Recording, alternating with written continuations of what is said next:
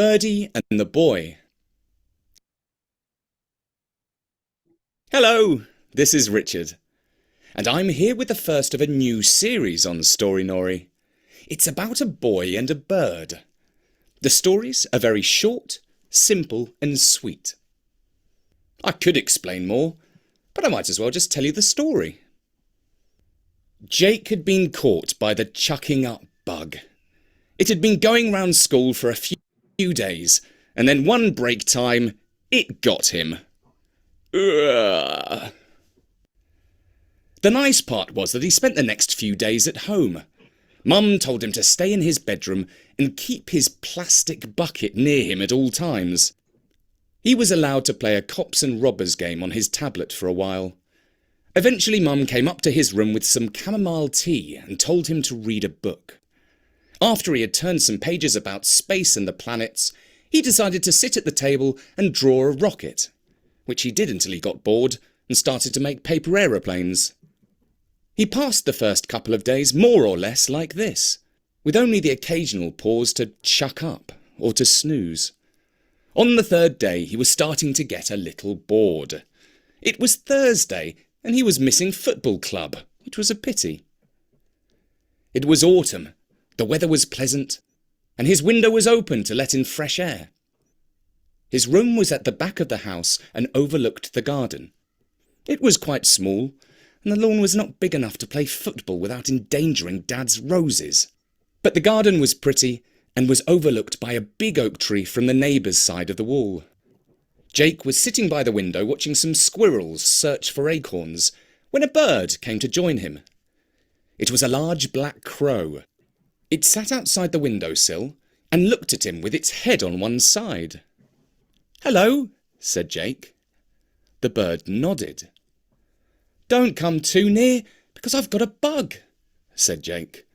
"Well, I think it must be okay by now, but just in case." The crow took a few hops away from Jake, as far as he could go while remaining on the sill. "This is my garden," said Jake. "But you're welcome to come here any time you want. We've got some fat worms, which I expect you'd like to eat.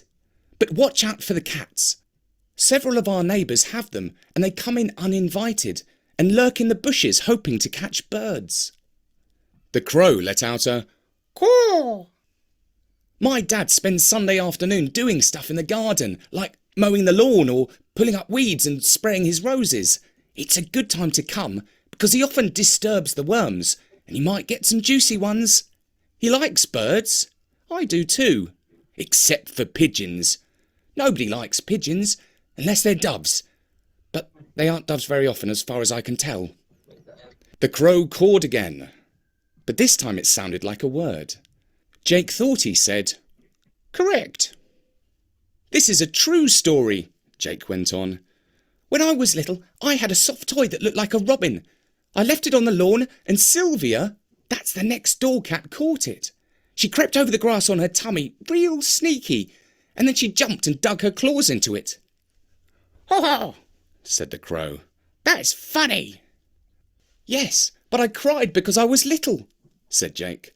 "Only I think it's funny now when I remember it." "We all change as we get older," said the crow. "Is that right?" said Jake. "How do you think I will be when I'm older?" "Well, for starters, you'll get bigger," said the crow. "That's obvious," said Jake. "And I reckon you'll do something exciting, like being a secret agent," said the crow. "Great, because that's what I want to be when I grow up," replied Jake. "By the way," he added, "how come you can talk?" "Well," said the crow, "I can talk because I'm very old. I've learnt lots of things. 500 years ago, I used to sit on the windowsill of the school and listen to all the lessons. They used to teach good and proper history back in those days. I learnt all sorts of interesting stuff. That's how I became so clever." "Wow, that's brilliant," said Jake. "Oh, I could tell you such stories," said the crow. But before he could finish his sentence, Jake's mum came into the room with some Greek yoghurt and honey and some slices of banana. "Hey, Mum," said Jake. Say hello to this bird. He's got a surprise for you." "Hello, birdie," said Mum. But all the crow said was, "Caw." And that was Birdie and the Boy, written by Bertie and read by me, Richard Scott, for Storynory.com. If you are intrigued to find out a little more about Birdie, you should not have to wait long, because Bertie has promised to bring you the next part very soon. For now, from me, Richard, goodbye. Birdie and the Boy. Hello.